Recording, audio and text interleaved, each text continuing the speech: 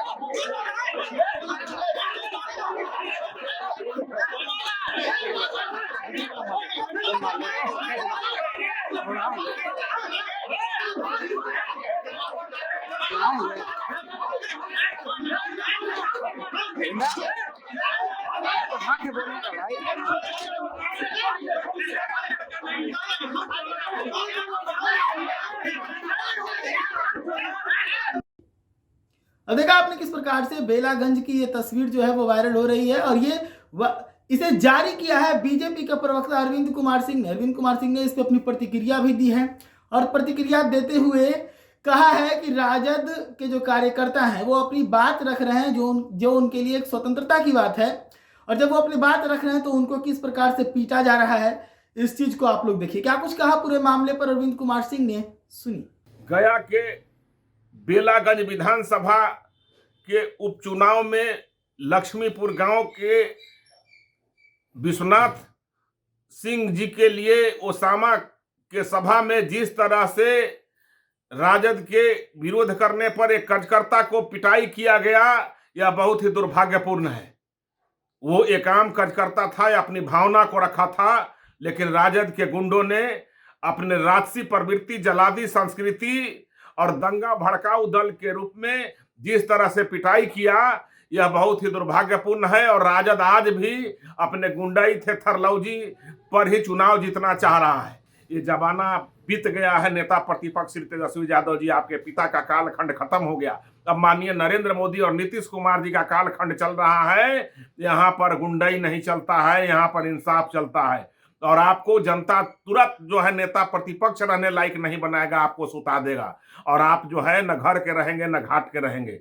इसलिए जनता के मत पर विश्वास कीजिए, गुंडाई को समाप्त करने का काम कीजिए। आप गुंडाई पर आपको भरोसा है। सुना आपने किस प्रकार से अरविंद कुमार सिंह ने कार्यकर्ता की पिटाई को लेकर आवाज बुलंद की। आवाज बुलंद करते हुए कहा है कि राजद में देखिए किस प्रकार से कार्यकर्ताओं के साथ किया जाता है कि कार्यकर्ता अपनी बात को भी रख नहीं पाते हैं। जब कोई अपनी बात को सुरक्षा से रखता है तो उसके साथ यह गति की जाती है राजद के अंदर। आप सभी को याद होगा, राजद के अंदर लगातार अब इस तरह के वीडियोज वायरल होने लगे हैं। कुछ दिन पहले ही वीडियो वायरल हुई सुधाकर सिंह की, जिसमें सुधाकर सिंह ने 300 सीटों पर डंडे से पिटवाने की धमकी दी, इसके बाद से बिहार के अंदर राजनीतिक माहौल गर्म हुआ। राजनीतिक लड़ाई जो है वो लाठी डंडे और ईंट पत्थर की धमकी तक पहुंच गया था। अब उसके बाद अब बेलागंज की ये तस्वीर है जहां पर राजद के अपने ही कार्यकर्ता की पिटाई की वीडियो है। इस बात का दावा किया जा रहा है बीजेपी की तरफ से, और उस पर क्या कुछ कहा अरविंद कुमार सिंह ने, आपने साफ करके सुना। ऐसी तमाम खबरों के लिए जुड़ रही है दैनिक न्यूज के साथ। धन्यवाद।